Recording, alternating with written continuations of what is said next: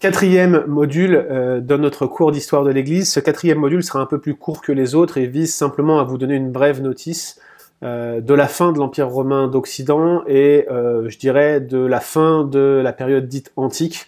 Disons que ce que je vais vous dire là en quelques mots, en quelques minutes, couvre la période s'étendant de l'an 400 à l'an 600 et je vais m'en servir simplement pour vous souligner comment la papauté est en réalité montée en puissance progressivement, et aussi vous présenter la figure de Grégoire le Grand, qui va être un véritable organisateur, catalyseur même, qui va conduire à forger l'Église catholique, ou poser les bases plutôt de l'Église catholique telle que nous la connaissons aujourd'hui.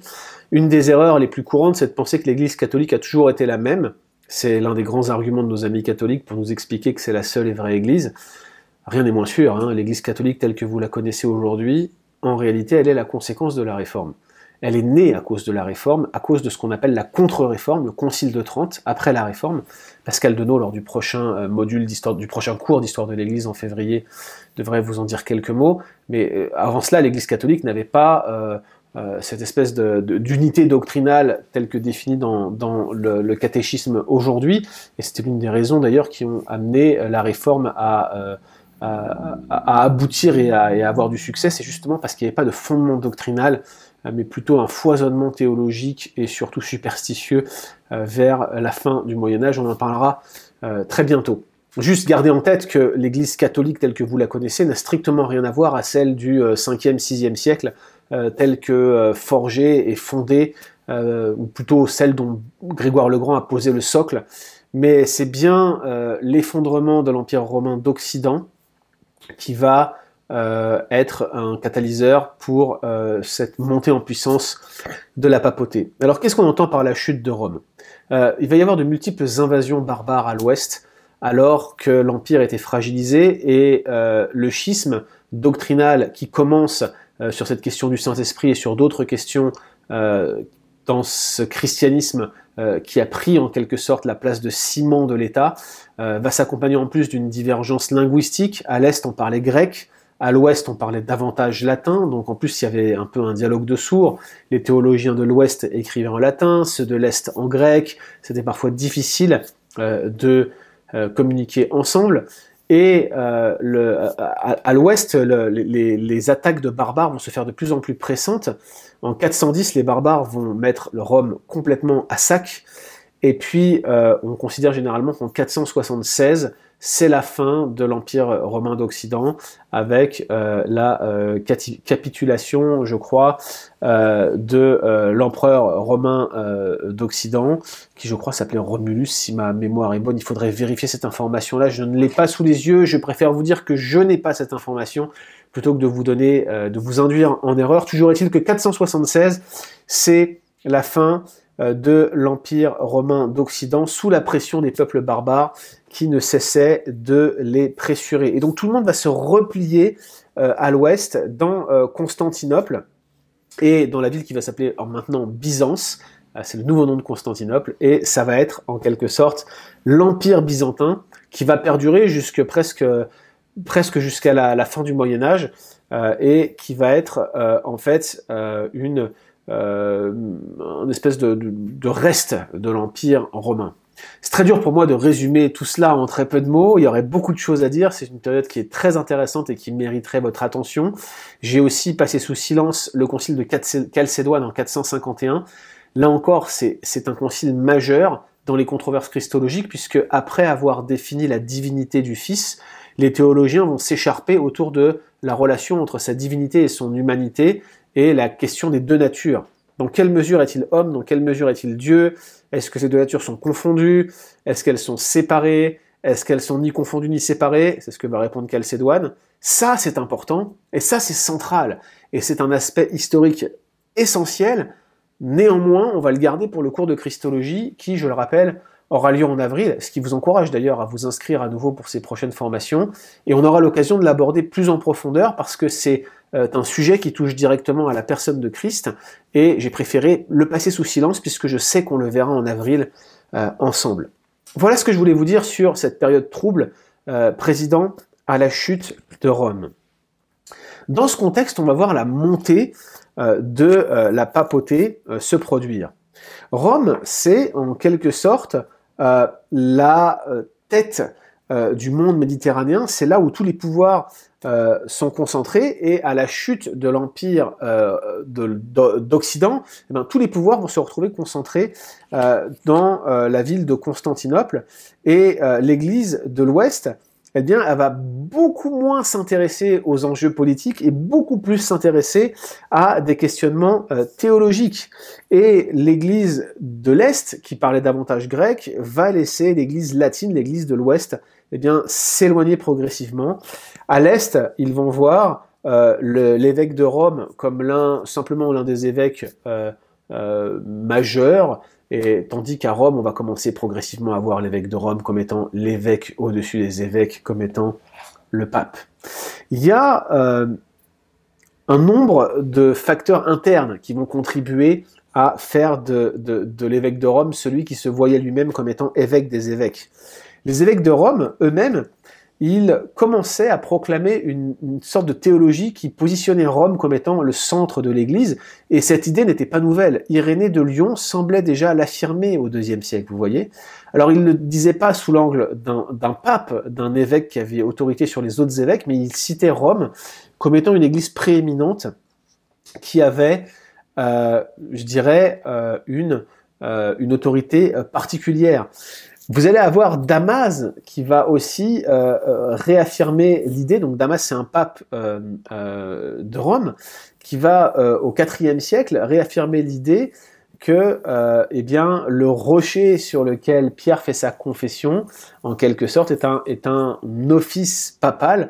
Lorsque Jésus dit « Tu es Pierre et sur cette pierre je bâtirai mon église », eh bien, on défend à ce moment-là que cette pierre n'est autre que l'office de Pierre, et donc le bishop, l'évêque, celui qui a autorité sur les autres évêques, eh bien, c'est celui qui est assis dans la chaire de Pierre, qui était évêque de Rome. Soit dit en passant, j'ai personnellement de gros doutes que Pierre ait été à un moment ou à un autre évêque de Rome, mais je ne vais pas rentrer dans ces considérations maintenant. Donc, sur cette affirmation de Damas au IVe siècle, eh bien, on a le sentiment que on commence à affirmer la primauté de Rome sur les autres siège apostolique de l'empire romain de l'époque, et surtout qu'on va essayer de défendre la thèse que l'évêque de Rome il est au-dessus des autres évêques. Et puis Léon, qui est pape de 440 à 461, va retravailler sur cet argument de « tu es Pierre et sur cette pierre je bâtirai mon église », et il va rajouter à cet argument Jean 21, la repentance de Pierre, et le commandement de Jésus qu'il va devoir nourrir ses brebis. Léon, c'est vraiment l'exemple du grand pape, tu vois, le gars qui voulait vraiment avoir un impact politique au moment des guerres barbares, là, au moment du sac de Rome avec Alaric, puis des invasions des Huns par la suite. Il va être le négociateur, le gars qu'il va parler avec eux pour négocier et pour être en quelque sorte un interlocuteur politique privilégié. Et puis, il va donner aussi des définitions christologiques précises, il va donner une certaine maturité à l'Église au travers de ses formulations théologiques, et il va se voir lui-même comme, en quelque sorte, l'enseignant des autres évêques. Et puis, entre 300 et 800 après Jésus-Christ, ça c'est des facteurs plutôt externes qui vont favoriser la montée de la papauté. On va avoir des évêques, notamment à l'ouest, qui vont voir le pape et qui vont lui demander d'arbitrer les disputes théologiques majeures. Et comme il va y avoir comme un vide dans un vide politique en fait à l'Occident, eh bien le pape va naturellement remplir ce vide politique. Et alors que les hérétiques progressaient et que les barbares se tournaient vers le christianisme, les barbares qui envahissaient Rome, les barbares se tournaient naturellement vers l'arianisme. Je ne sais pas si vous vous rendez compte, ils embrassaient tous cette foi que le concile de Nicée avait tenté d'éradiquer. Eh bien, les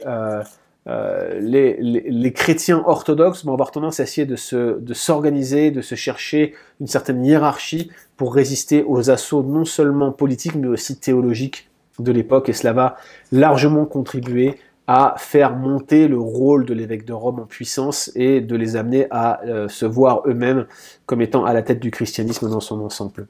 Il y avait aussi ce phénomène qui était celle d'une absence d'autorité centrale dans l'Église de l'Est. les patriarches de l'Est, ils cherchaient plutôt le consensus plutôt que de chercher une tête qui allait régner sur tous les autres. Il n'y avait pas cette quête de la hiérarchie. Et donc, par conséquent, c'est presque naturellement que l'évêque de Rome, à cause de son historicité, à cause de son rapport politique au monde qui l'entourait, va se positionner lui-même comme l'évêque au-dessus des évêques. Laissez-moi vous dire 2 ou 3 mots sur Grégoire le Grand avant de conclure ce court module.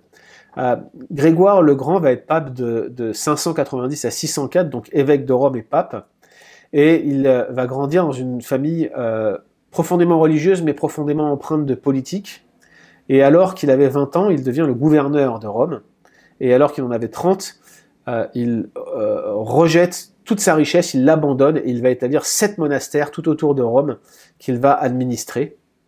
Il va poser les bases d'une fondation ascétique de vie pour les moines qui étaient dans ces ministères.